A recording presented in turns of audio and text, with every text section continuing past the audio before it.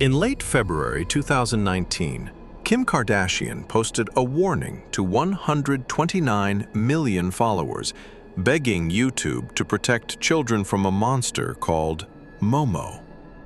Police departments issued public alerts, schools sent letters home, parents confiscated phones in the middle of the night. The creature had bulging eyes, a stretched grin, and a name that supposedly hunted kids through WhatsApp, daring them to complete tasks that ended in self-harm. Here's the question this story's actually about. What if the monster terrifying the entire planet had already been thrown in the garbage, months before anyone panicked? What if the hacker everyone feared was just a sculpture, built by one man for one small gallery show and quietly disposed of before the world ever learned its name?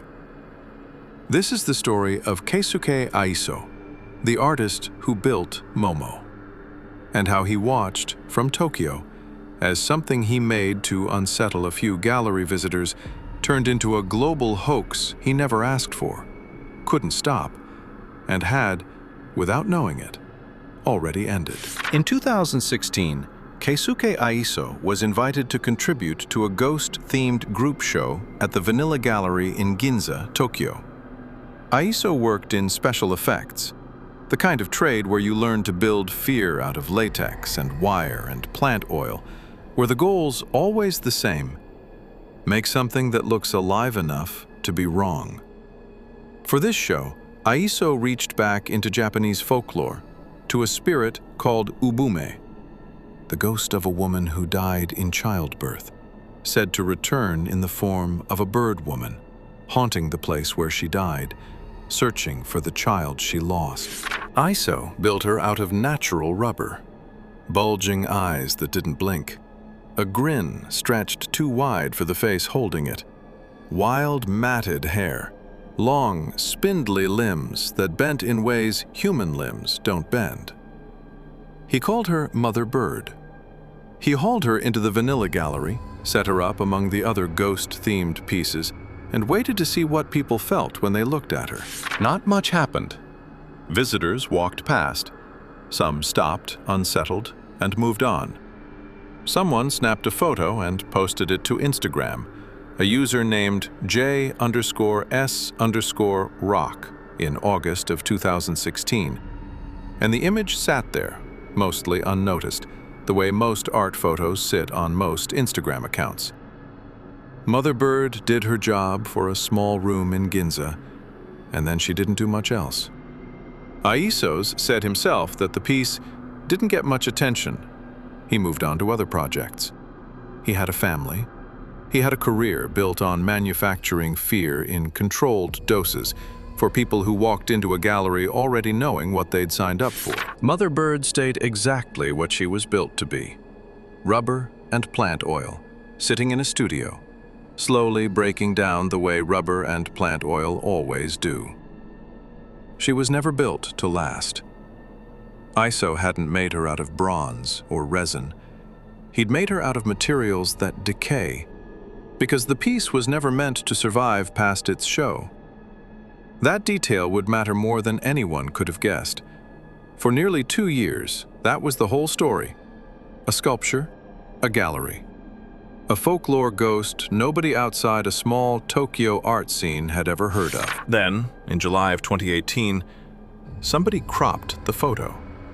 The cropped image showed only Mother Bird's head, the eyes, the grin, nothing else. No gallery wall behind her, no plaque with Aiso's name, no mention of ubume or Ginza or 2016. Just a face, floating in the dark, uploaded to a subreddit built for scaring people with unexplained images. It worked exactly the way that kind of image is designed to work. It spread. A YouTube account called Gloomy House posted a video built around the face, seeding a name for it. Momo. Not folklore, not art. A challenge supposedly delivered through WhatsApp that dared kids to complete a string of tasks, the final one ending in violence against themselves. Keisuke Aiso had no part in any of this. He didn't write the challenge. He didn't name it. He almost certainly didn't know in July of 2018 that his ghost had left the gallery and started walking the internet without him. Then the story stopped being just an image. Later that month, a 12-year-old girl in Ingeniero Maschwitz near Buenos Aires died by suicide. Argentine police, combing through her online activity, raised the possibility that she'd had contact with something called the Momo game. Buenos Aires Times reported the police theory on July 25th. Within days, it had jumped to outlets in the US and elsewhere. There was never a confirmed link. No message, no screenshot, no game found on her phone that anyone produced as proof. Just a face online, a grieving family, and a police theory that traveled faster than any correction ever could. That's the pattern that would repeat for the next several months. Colombia, Mexico, India, Russia. The claims kept multiplying, and the evidence never did. In August of 2018, India's Central Bureau of Investigation looked into local reports of Momo-linked deaths and called them far-fetched and devoid of any evidence, concluding most of the supposed Momo messages kids received were just other kids pranking each other.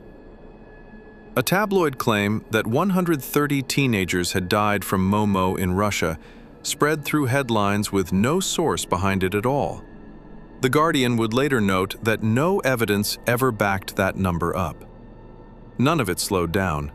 If anything, every unconfirmed report made the next one easier to believe. And somewhere in Tokyo, the actual mother bird, the rubber, the plant oil, the only physical object any of this was supposedly based on, had already broken down and been thrown away.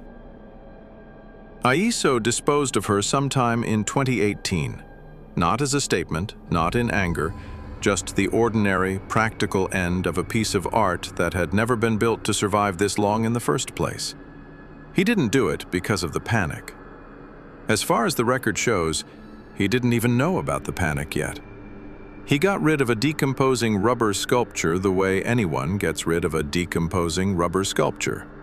And the timing meant that, from that point forward, the thing everyone feared did not physically exist anywhere on Earth. By February of 2019, Momo wasn't a subreddit rumor anymore.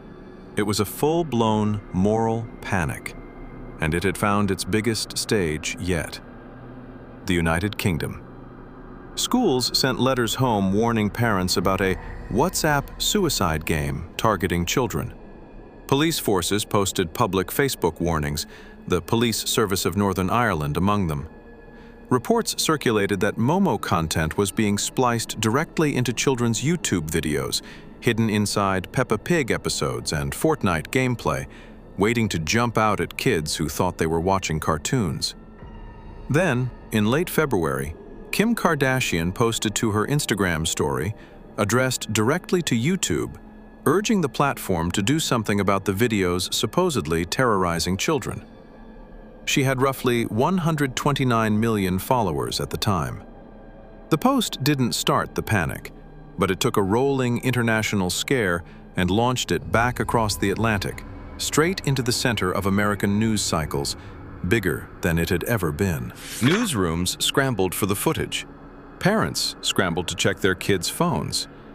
And investigators went looking for the actual videos, the ones supposedly spliced into Peppa Pig, the ones supposedly showing children the challenge in action.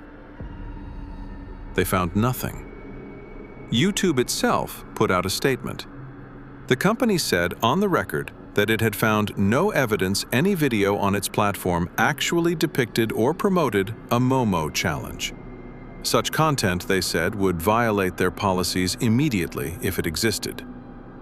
Child safety organizations in the UK, the Samaritans, the NSPCC, the UK Safer Internet Centre, said plainly that Momo was a hoax, that no verified case linked it to a suicide, and that the panic itself was arguably more dangerous than the thing it feared, because it put language and imagery around self-harm in front of children who'd never have encountered it otherwise.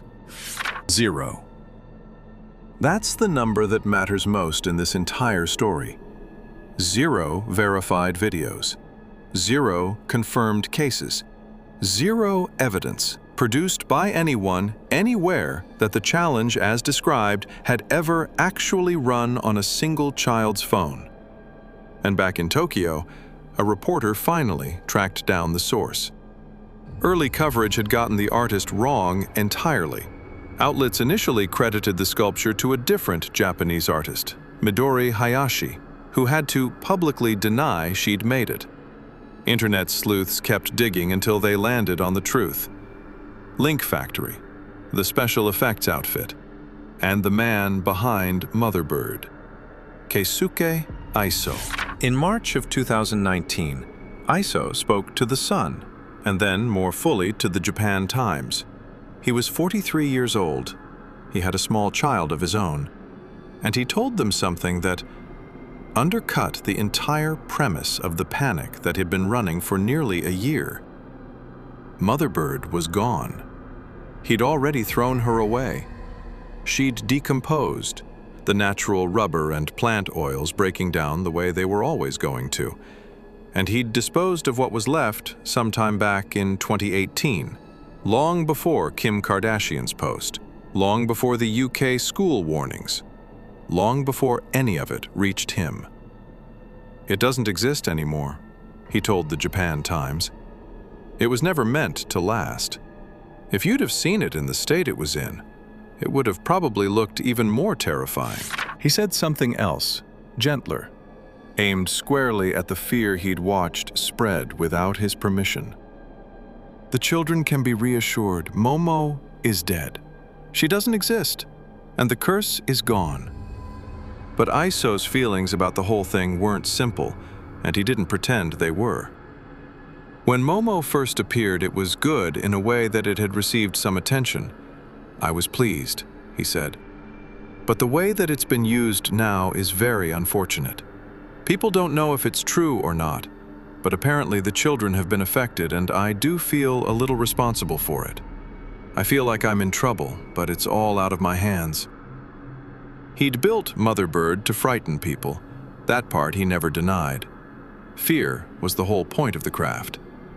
What he hadn't built was a hoax, a challenge, a game, a threat aimed at children through their phones. Somewhere between a gallery wall in Ginza and a subreddit thread 2 years later, one thing had quietly become an entirely different thing, and nobody had asked Aiso's permission at any point along the way. He still has a version of Momo, as it happens. Not the original. A friend brought him back a rubber mask from Mexico's Day of the Dead festivities, made by someone else entirely, riffing on the image that had by then traveled the whole world. Aiso didn't make it. He just owns it.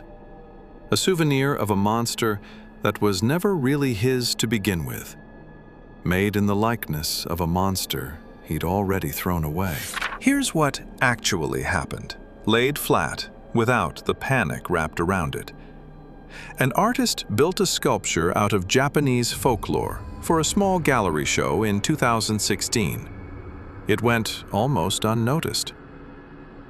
2 years later, a stranger cropped its photo, stripped its name and its meaning, and let the internet build a monster on top of it. A WhatsApp game that was never found, tied to tragedies that were never confirmed, chased by police departments, schools, and eventually one of the most followed people on Earth. And the entire time, the fear was climbing, coast to coast, country to country. The actual object at the center of it no longer existed. Keisuke Aiso had thrown away a decomposed rubber sculpture months before anyone outside Japan had ever heard the name Momo.